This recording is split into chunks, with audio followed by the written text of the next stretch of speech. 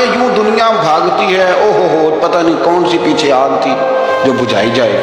اور آج تک لوگ مسئلہ پوچھ رہے ہیں کہ جمعے کی بعد والی سنتیں کتنی ہوتی ہیں۔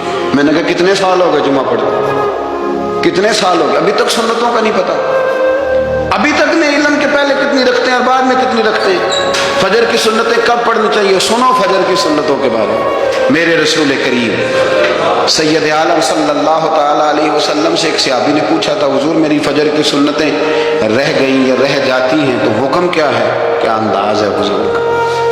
بخاری مسلم کے لفظ سنو، حضور سید عالم صلی اللہ علیہ وسلم فرمانے لگے، اس نے کیا پوچھا تھا؟ حضور جواب کیا دیتے؟ فرمایا فجر کی سنتیں کبھی نہ چھوڑنا، فجر کی پہلی 2 سنتیں کبھی نہ چھوڑنا۔ یا رسول اللہ صلی اللہ تعالیٰ علیہ وسلم میری رہ گئی ہیں، رہ جاتی ہیں۔ فرمایا فجر کی 2 سنتیں نہ چھوڑنا، فرمایا فجر کی پہلی 2 سنتیں مجھے دنیا اور دنیا کے اندر جو کچھ ہے وہ سب سے زیادہ پیاری